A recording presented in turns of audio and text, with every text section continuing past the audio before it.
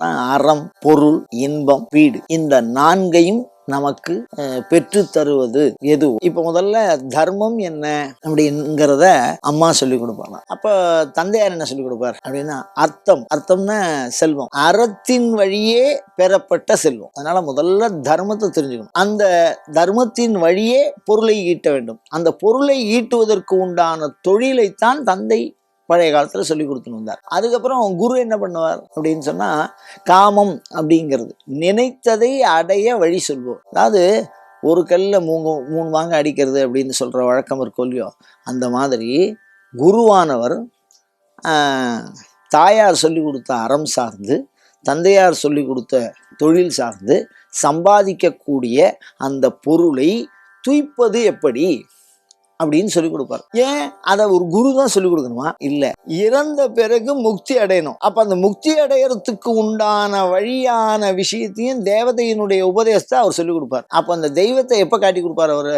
அப்படின்னு சொன்னா, மோட்சத்துக்கு போற வழி. இந்த உடலை நாம் விட்ட பிறகு இந்த ஆன்மாவானது அடையக்கூடிய நலன் என்ன, ஆன்ம நலனை சொல்லி கொடுப்பார். இப்ப உலகியல் இன்பங்கள்ல செலவு பண்ணிட்டோம் அப்படின்னு சொன்னா, உலகியல் இன்பங்கள் நம்ம ஏமாற்றி விடும். நம்ம யாரெல்லாம் நம்பினமோ அவள்லாம் ஒரு காலத்தில் நம்மளை கை விட்டுடுவா.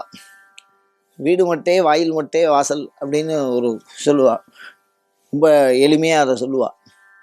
அதனால் எல்லா உறவுகளும் கைவிட்ட பிறகும் ஒரு மனிதன் தன்னையும் தன்னுடைய ஆன்மாவையும் தன்னுடைய மனதையும் தன்னுடைய அறிவையும் காத்து கொள்ள வேண்டும் என்பதாக குரு எல்லாவற்றையும் ஒழுங்கே நேராக அமைத்து அவர்களுடைய முயற்சியினாலே பெறப்பட்ட அந்த செல்வத்தை தெய்வத்தை குறித்து செலவு செய்ய செய்து, தெய்வத்தினுடைய அருளை பெறச் செய்து, அப்பா அம்மாவினுடைய வழியிலே தாய் தந்தைக்கு அன்பை பெறச் செய்து, சுற்றங்களை மகிழ்வுறச் செய்து, சமூகத்திற்கு நன்மையுறச் செய்து அந்த செல்வத்தை பயன்படுத்துகிற விஷயத்தினால குரு இது எல்லாவற்றையும் சேர்த்து தெய்வத்தை சேர்த்து சொல்றதுனால குரு தெய்வ உபதேசமும் சேர்த்து பண்ணுவார். அப்படி பண்ணும்போது அது மோட்சத்தை குறிக்கும்.